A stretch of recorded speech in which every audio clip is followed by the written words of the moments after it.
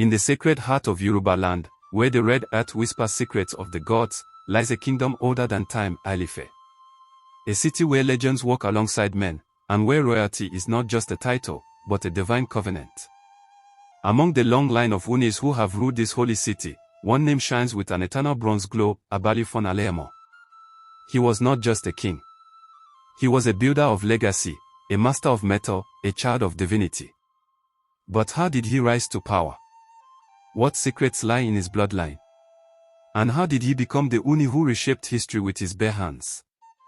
This is the story the world needs to remember. Obalufon Alayemore was born into royal blood, the son of Ooni Obalufon Alayemore, one of the most legendary rulers of Ife. His father was believed to have lived for centuries, a man so old the people called him Ogbogbodoin, the Ancient One.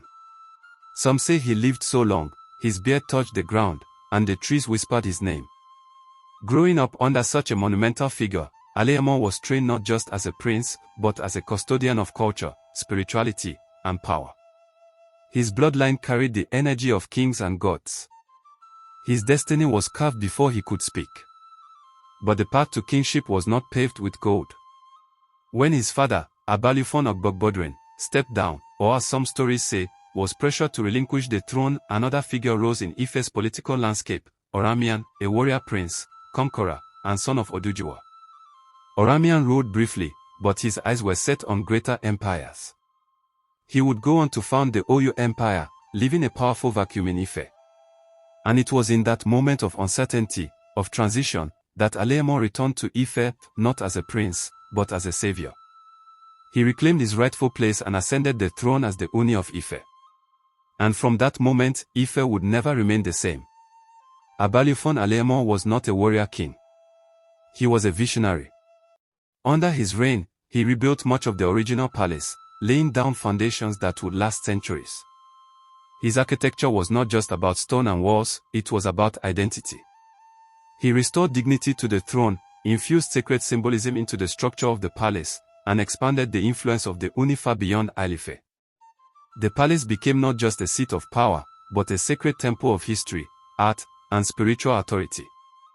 He understood that a palace is the heart of a people, and he gave that heart rhythm.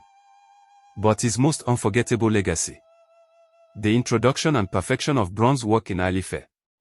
Obalufon Alayemore is widely credited with commissioning, encouraging, and possibly organizing guilds of bronze casters who would produce some of the finest artworks ever seen on African soil.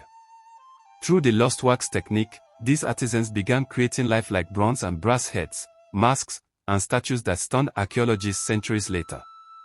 Some of these heads, found in modern-day Ife, are so sophisticated, scholars once believed they were made by Europeans. But no. They were made by Yoruba hands under the reign of Obalufon Alayemore, at a time when Europe was still crawling through its own dark ages. These bronzes were not just art, they were spiritual relics, ancestral codes, eternal witnesses of a golden age. Obalufon Alayemore was more than a king, he was a spiritual force. After his reign, he was deified, worshipped as a god of bronze casting, regalia, and royal heritage. To this day, in certain sacred festivals and rituals across Yoruba land, the spirit of Obalufon is invoked, especially in ceremonies tied to coronations and ancestral art. He is seen as a symbol of order, tradition, artistic excellence, and divine kingship. In essence, he became immortal.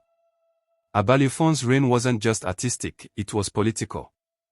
He used art to stabilize a kingdom recovering from power struggles. He possibly created the first royal guild system in Yoruba land, organizing artisans into respected bodies, protected by the crown. Some Yoruba priests believe his spirit still guards the palace, and some bronze heads in Ile-Ife are not just art, they are marks of memory, containing the spiritual imprint of ancient kings. It is whispered that no Ooni is crowned without invoking Obalufon, calling on his blessing to wear the sacred beaded crown, a crown he is believed to have commissioned. Today, Ife bronze heads are held in museums around the world, from London to Berlin to New York. Each time they are displayed, the story of Obalufon Alayemore lives on. Yet, many people do not know the name behind the art. They don't know the king who built a palace, revived a throne, and forged eternity in bronze. This is why Tale of the Motherland exists, to bring the forgotten back to life. Obalufon Alayemore did not rule with war, but with wisdom. He did not conquer lands, but he conquered time. His legacy lies not in the blood he shed, but in the stories he cast in bronze, in the palaces he raised from dust, and in the culture that still whispers his name across the winds of Yoruba land. So next time you see an Ife bronze head, remember, it was not just a work of art. It was a king's heartbeat. It was Obalufon, still watching, still reigning, forever.